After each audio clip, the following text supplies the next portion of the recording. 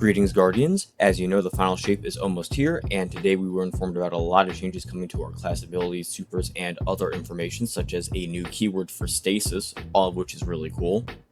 And as cool as they are, we're also getting new supers in the final shape, which is part of why I chose Void for Titan and Arc for Hunter. I did not choose Solar for Warlock, however, because, let's be honest, you have to run Solar for Warlock all the time just for Well, and they're nerfing Well, so you finally have an excuse to try something new. So I decided to make an Arc Warlock build for you guys, and I did want to do a Stasis build for Titan, and I was going to do Icefall Mantles when I had first heard about the new Stasis keyword, but for some reason the Stasis arms that give you an Overshield don't give you the new Stasis keyword Overshield. I might have missed it in the patch notes, but I feel like it would have been a low-hanging fruit for them to just make it work on those. I don't know, I could be wrong. First and foremost, we got the Void Titan build, my preferred class, so they'll first, and they will always be first in my eyes. This build is focused on making sure as many enemies as possible are exploding at once. I like to call this the firework build. This is done by combining Controlled Demolition with Echo of Expulsion and Echo of Instability. For this build, any Void weapon that does multiple hits really fast from a medium to long range will do amazingly. You can even stay in close range because Controlled Demolition will heal you when a volatile explosion goes off near you. I personally am using Graviton Lance in the video, but you could use a Funnel Web, Le Monarch, anything that you prefer. And then to stun the Unstoppables, I have a Chill Clip Riptide on, but ideally you'd want something that's a little bit better, so maybe like this Scatter Signal would be a good spot, and an Edge Transit, because it's a Void Grenade Launcher and I wanted to run Void Surges. Sue me. You want 100 Resilience, 100 Discipline, and 100 Aim, so you can spam the new super, of course. So just to explain the reason why I'm using Graviton Lance, I already lately described the fact that multiple hits will trigger the volatile rounds easier, but I just wanted more explosions on my explosions. That's all it is. It looks cooler, more damage numbers pop up, neurons activate. What's not to like? Now, rather than bog down the content with a couple of extra minutes here and there of each build, I'm going to skip to the end of this encounter so that we can move on to the next one. And yes, because I know someone will probably ask, or at least think it, I am completely entirely leaving this part in just so that you guys can watch the explosions happen, because I think it's just so satisfying to watch. Part of why Solar is one of my favorite subclasses. For Hunters, we have the Arc build. It's going to be focused on closing the gap and fighting in very close range. Because of that, survivability is the #1 priority. You need 100 Resilience, 100 Int, and 100 Recovery. Anything short of that, you're going to wind up dead. In this case, I'm using the Brigand's Wall Side alongside Mechaneer's Trick Sleeves. I'm also using a Tractor Cannon and Fusion Rifle, although shotguns are probably better. I just prefer fusion rifles. I think they're in a better state. Fragment-wise, I would recommend the use of Spark of Resistance, Discharge, Ions, and Amplitude, all of which will focus on helping you apply more Jolt and survive. A really good exotic with this build would be Trespasser, but any Arc sidearm will work really well, especially if it has Volt Shot. If you don't want to use a sidearm, you can switch off of Mechaneer's Trick Sleeves for Foe Tracer and run whatever arc weapon you want to run. Now again, the important thing about this build is staying in that close range and staying in the fight. As you can see in the footage, I am actively trying to kill an enemy, reload, get Volt Shot, and apply it on the biggest threat I can see so that I can focus on them and let the Jolt kill every other enemy.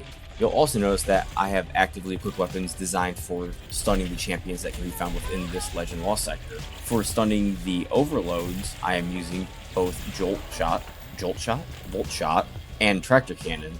And for the Unstoppables, I am using a blinding effect from the Arc subclass.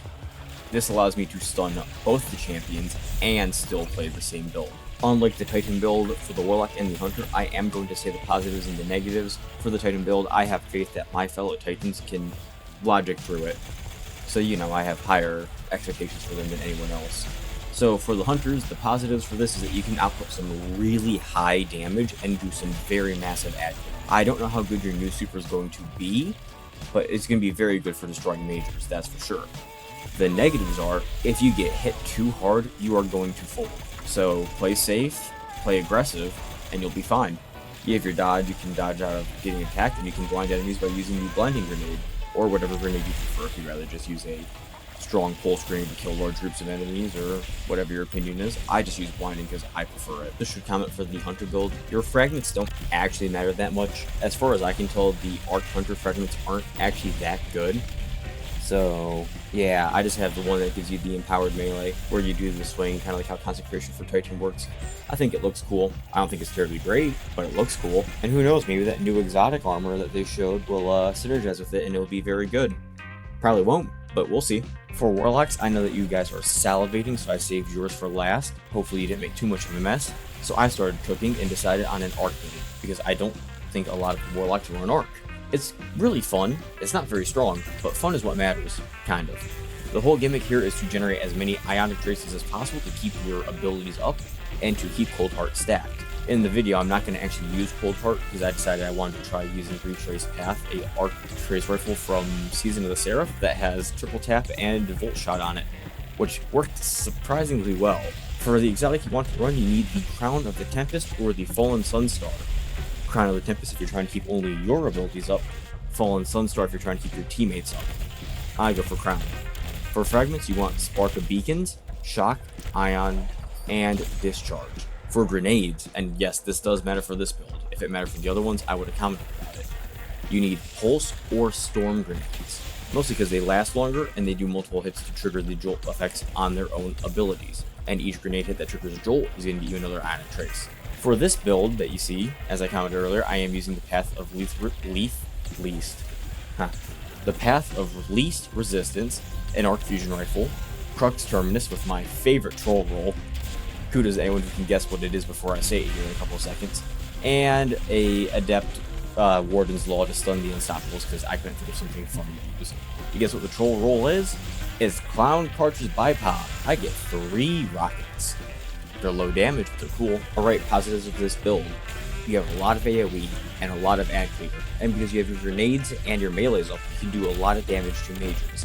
Negatives, your super is literally worthless.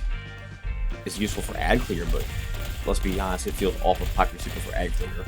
Your DPS is pretty solid though, because you can use any good rocket launcher like the Hothead.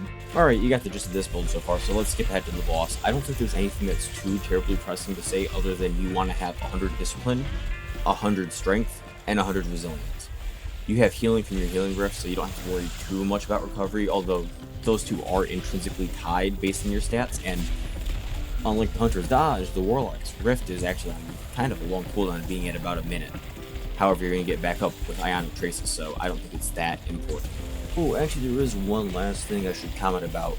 Yeah, there's no good Arc Super for Warlock, so you're probably just better off not using it generally. I use it here in the footage, and it's not terrible, but if you ever use that during boss DPS or during a raid, you're probably going to get kicked.